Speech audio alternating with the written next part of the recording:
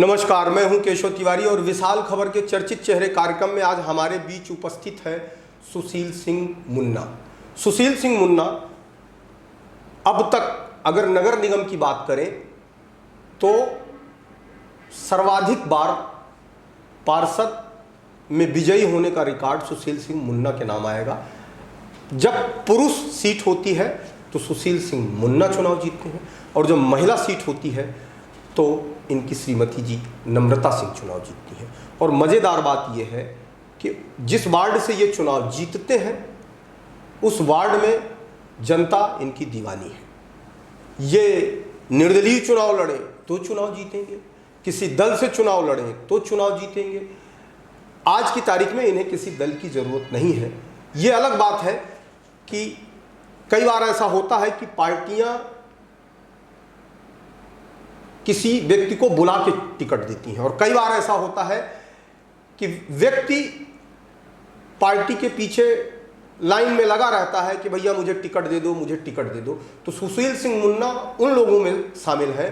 सुशील सिंह मुन्ना राजनीति में वो हैसियत है कि ये किसी भी पार्टी के दरवाजे में जाकर टिकट मांगने के लिए खड़े नहीं होते, बल्कि पार्टी इनके दरवाजे में जाकर खड़ी होती है कि आप हमारी पार्टी से टिकट ले लीजिए। तो आज हम विशाल खबर के चर्चित चेहरे कार्यक्रम में सुशील सिंह मुन्ना से तमाम मुद्दों पर बात करेंगे। तो सुशील सिंह जी, आपका स्वागत है हमारे स्टूडियो में। सुशील सिंह जी, पहली बार जब आप पार्षद बने तो कब बने पार्षद और किस पार्टी से पार्षद बने, और आपने अपने निकटतम प्रतिद्वंदी कौन था और किसको चुनाव हराया था? 1994 में पहली बार निर्दलीय पार्षद के रूप में चुनाव जीता। अच्छा, तो उस समय 1994 में आप करते क्या थे? माने जब आप पार्षदी का चुनाव लड़ने की इच्छा आई तो ऐसा आप क्या काम करते थे कि आपकी पार्षदी की चुनाव लड़े? तब उम्र क्या थी आपकी? तो उस समय उम्र करीबन 23 वर्ष की थी, 23-24 के लगभग की रही। और हमारे वार्ड के जो लोग हमारे बुजुर्ग थे जी, उन्होंने कहा तुम सेवा करो सबकी जी, और मैं उनके कहने पे सेवा करने में लगा। मैंने आप 1994 में पहली बार पार्षद बन गए, निर्दलीय चुनाव लड़े। मैंने जिस जमाने में निर्दलीय का कोई वजूद नहीं होता था, जिस जमाने में निर्दलीय लोगों को नकार दिया जाता था, उस जमाने में आप बिल्कुल नए नए व्यक्ति राजनीति में आए और आप जनता ने आपको एक्सेप्ट किया और आप पार्षद बन गए। ऐसी क्या खूबी थी आपके अंदर जो जनता ने आपको निर्दलीय पार्षद बना दिया? ये तो वही लोग जाने जिन्होंने जिताया। मेरा काम तो सिर्फ उनकी सेवा करना और उनसे आशीर्वाद लेना है। तो पहली बार आपने किसको चुनाव में हराया था? ये भाजपा के उस समय जिला कोषाध्यक्ष श्री कमलेश पटेल जी। आपने कमलेश पटेल जी को चुनाव हराया था। वो तो बहुत उस समय का बहुत बड़ा नाम था, बहुत बड़े व्यवसायी हैं। चुनाव में हमारे यहाँ के लोग जो आशीर्वाद दिया। अच्छा, चूंकि आप जाति से ठाकुर हैं तो आज की राजनीति में जातिवाद का बड़ा असर होता है। मतलब जब टिकट बढ़ती है तो सबसे पहले ये देखा जाता है कि उस वार्ड में हम जिसको टिकट दे रहे हैं उस जाति के कितने लोग रहते हैं। तो आपके वार्ड में ठाकुर कितने लोग रहते हैं? 25-30 हैं ठाकुर, कुल मिला के 4-5 परिवार हैं आपके पूरे। अच्छा, वार्ड में मतदाता कितने हैं? वही 25-30 के लगभग मतदाता। नहीं, ठाकुर मतदाता तो 25-30 हो गए। कुल मतदाता करीबन 7,000 मतदाता। 7,000 मतदाताओं में कुल मतदाता ठाकुर मतदाताओं की संख्या मात्र 30 है जी। तो ये अपने आप में फिर माने जातिवाद के इस दौर में आप अपने वार्ड की जनता को ऐसी कौन सी घुट्टी पिला रखी है? ऐसा क्या करते हैं आप कि मतलब आपको जनता मुझे याद आ रहा है कि जब से नगर निगम में पार्षदी के चुनाव शुरू हुए सिर्फ एक बार वो पिछड़ा महिला हुई थी सीट आपकी, जिसमें बसंती राधा कुशवाहा, चूंकि आप चुनाव लड़ नहीं सकते थे, आपकी मजबूरी थी कि आप वहाँ से चुनाव लड़ नहीं सकते थे। इसके अलावा जब से चुनाव शुरू हुए आपने अपने वार्ड से किसी दूसरे व्यक्ति को चुनाव जीतने नहीं दिया। तो ऐसा क्या करते हैं आप? माने ऐसा क्या, माने ये कौन सी माने आपकी राजनीतिक प्रक्रिया है? अगर राजनीति में बहुत सारे मॉडल चर्चित हैं, जैसे मध्य प्रदेश में एक छिंदवाड़ा मॉडल चर्चित है, तो अगर पार्षदी के चुनाव की बात की जाए तो कहीं ना कहीं ऐसा लगता नहीं कि पुष्पराज कॉलोनी का भी एक मॉडल है, सुशील सिंह मुन्ना का भी एक चुनावी मॉडल है जिसको कोई आज तक भेद नहीं सका? ऐसा क्या करते हैं आप? सेवा। और मैं चुनाव नहीं लड़ता, मेरे लोग वहाँ के निवासी, मेरे दोस्त यार साथी ये चुनाव लड़ते हैं। नहीं, सेवा तो जब भी राजनीति में कोई आता है सुशील सिंह जी तो वो यही कहता है कि मैं राजनीति में सेवा करने के लिए आया हूँ। लेकिन सेवा करने के नाम पे जब वो आते हैं तो सेवा वो कम करते हैं, मेवा ज़्यादा खाते हैं। तो मैं ये जानना चाहता हूँ कि आप किस तरीके की सेवा करते हैं। मान लीजिए कोई नया व्यक्ति आकर के राजनीति करना चाहता है, नए युवा आ रहे हैं, नई युवती आ रहे हैं, उनका भी राजनीति में लगाव है, तो ऐसा आप क्या करते हैं कि मतलब ऐसी कौन सी सेवा करते हैं कि जनता बिल्कुल मंत्र मुग्ध है, वो आपकी दीवानी है, वो आप ही को वोट देती है? निस्वार्थ सेवा जी, और पैसे का लालच नहीं, नाम का लालच नहीं। जितनी देर जो आए उस समय उसी समय, जिस हाल में हो, खाना खाते हो, खाना छोड़ के चल दो। आप बीमार पड़े हो, दवाई टैबलेट ले और साथ में उनके चल दो उनके काम के लिए। यही मूल मंत्र है। तो मतलब आप बीमार रहते हैं तो भी चल देते हैं? जाता हूँ, जिला चिकित्सालय है, किसी ने किसी की ज़रूरत पड़ी, शहर के क्या, शहर के बाहर के भी, सतना जिले के बाहर के लोग भी, यहाँ तक कि बाहर के ट्रेन से लोग कभी कभी क्या होता है, बीमार हुए, उतार दिया गया तो डॉक्टर्स बोलते हैं उनसे बात कर लो, तुम्हारे ब्लड इकट्ठा है, खून की ज़रूरत पूरी कर देंगे, दवाइयाँ दिलवा देंगे। अब तो सरकार की मिलने लगी, पहले मार्केट से दवाई मिलती थी, तो वो व्यवस्था करवा देंगे। तो ये करता था मैं सब। मैंने अगर देखा जाए तो आपके वार्ड में तमाम महत्वपूर्ण, जैसे कन्या महाविद्यालय आप ही के वार्ड में है जी, जिला चिकित्सालय आप ही के वार्ड में है, तो ऐसी तमाम चीज़ें हैं। तो इन परिस्थितियों में आप माने कैसे सामंजस्य बैठाते हैं? सामंजस्य क्या बैठाना, उनके साथ चल देना, उनका काम करा के चले आना वापस। अगर आप पैसा देखेंगे, नाम देखेंगे, अगर ये दोनों अपने जेब में डाल के चलेंगे तो आप कभी सक्सेस नहीं होंगे। मैं देख रहा हूँ कि जो एक बार पार्षद बन जाता है वो स्कॉर्पियो से चलने लगता है, फार्चूनर से चलने लगता है। बीते मैं 20 साल से आपको देख रहा हूँ तो ज़्यादातर आपको पैदल या स्कूटी से ही चलते हुए देखा। तो आपको कभी नहीं लगता कि आप फार्चूनर से चलें या इस तरीके के माने लग्जरी वाहन से चलें? थोड़ी की ज़रूरत है। जब सेवा करेंगे तो फार्चूनर से कहाँ चढ़ेंगे, कहाँ चलेंगे, फार्चूनर से कहाँ जाएंगे? ये तो दिखावा है, दिखावा करना है। जो एक गाँव में कहावत है सीधी बात में कि तेली के तेल होते तो पहाड़ में नहीं छुप रह जाए। अभी वर्तमान में आप किस पार्टी में हैं? भाजपा में। तो भारतीय जनता पार्टी में एक सदस्य तो है, इसके अलावा भी कोई दायित्व है क्या आपके पास? राष्ट्रीय किसान मोर्चा का मैं सदस्य था। अच्छा, राष्ट्रीय किसान मोर्चा का, मैंने भारतीय किसान मोर्चा के राष्ट्रीय कार्यकारिणी में आप? कार्यकारिणी में सदस्य था। अच्छा, बतौर पार्षद आपने अभी तक माने जितने साल से आप पार्षद रहे तो आपने अपने वार्ड में ऐसा क्या विकास किया? माने आप जिला चिकित्सालय देख लें जी, कॉलेज, गर्ल्स कॉलेज कैंपस देख लें, वेंकट स्कूल है उसको देख लें आप, इसके बाद जगत देव तालाब देख लें, जबकि अधूरा है वो। जब कोशिश बहुत किया मगर बार बार कोर्ट में स्टे होने के कारण बोल नहीं पाता आदमी। आप केंद्र स्कूल, छोटी स्कूलें उनको देख लें आप, सड़कें देख लें आप जी, रेलवे स्टेशन इत्तेफाक से बगल में ही है, वहाँ देख लें। तो जो बनता है अपन पढ़ता आदमी करता है, उनका देख लीजिए। वर्तमान में स्कूलें, सतना शहर की कौन सबसे अच्छी स्कूल मिलेगी? वेंकट मिलेगी आपको। स्मार्ट सिटी के डायरेक्टर रहते हुए मैंने पूरी व्यवस्था की और शहर के स्कूलों को बनवाया मैंने। आप कई बार वार्ड के पार्षद चुने गए तो कभी मन में नहीं आया कि विधानसभा चुनाव लड़ूं? वो तो जब आदमी देखिए जिस क्षेत्र में रहता है वहाँ के लिए तो कोशिश करता है सदैव। मैं तो 94 जब से पार्षद बना तभी से सीढ़ी चढ़ना शुरू किया और लगा पिछले बार जी जब 18 का चुनाव हुआ है उसमें मेरा 30 नंबर, उसमें 3 नामों में एक नाम मेरा भी था।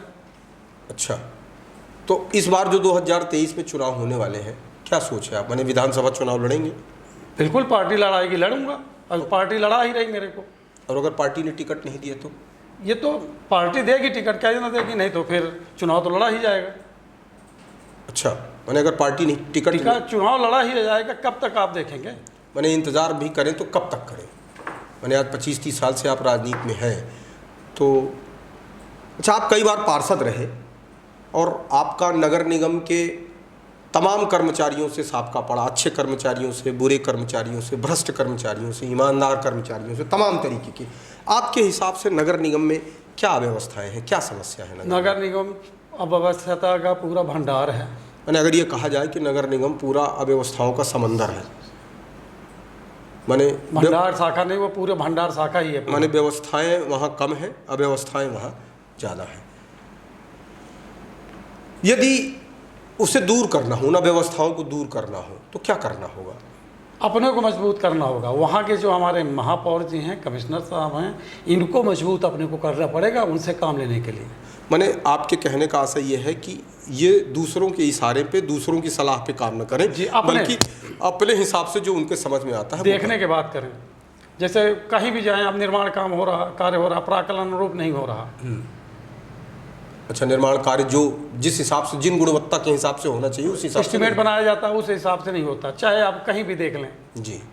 इसके बाद खरीदी जो होती है उसको देख लें आप, खरीदी में आप कहीं भी जाके देख लें।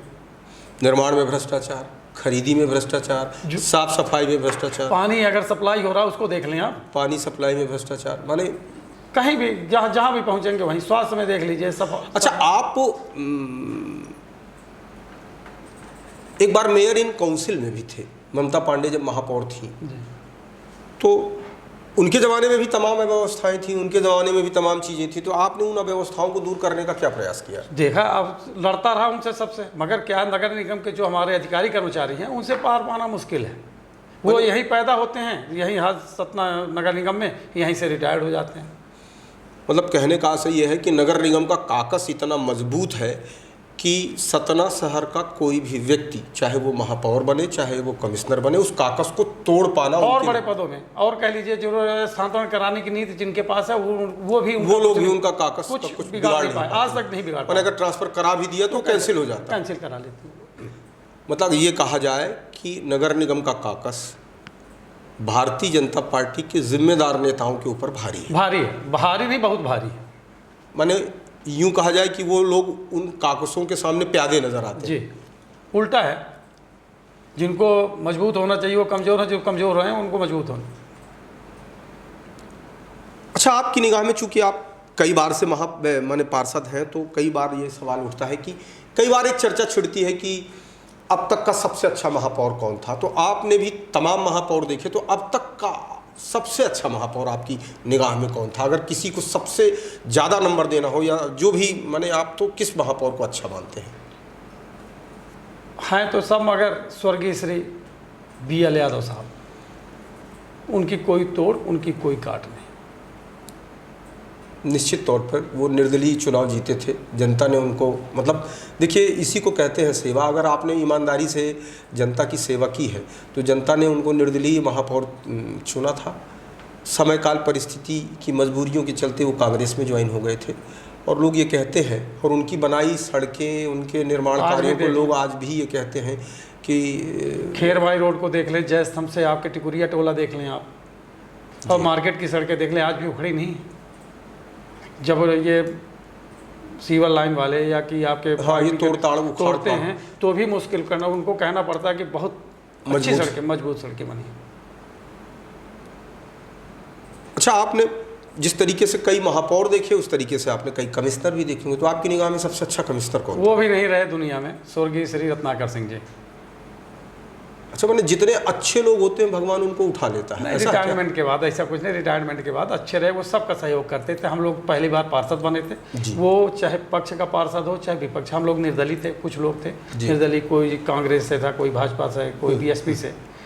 वो ये नहीं लगता था कि ये कमिश्नर है, वो ये लगता था कि घर का कोई आदमी है। अगर कोई पार्षद गया कमिश्नर के पास कि ये सर काम है, ठीक बैठो चाय पियो, कुछ नहीं, क्या काम बताओ आप, और वो दूसरे दिन उनके घर पहुंच जाते थे। ऐसे थे कमिश्नर, वो ऑफिस में नहीं, ना रोड शो करते थे, उस पार्षद के घर जाते, चलो बताइए, चलो बताओ आप कहाँ काम करवाना है, मैं देख लूँ, और इंजीनियर को जाके देखे और इंजीनियर को बोले जाके फाइल बना के टेंडर अभी करवाओ।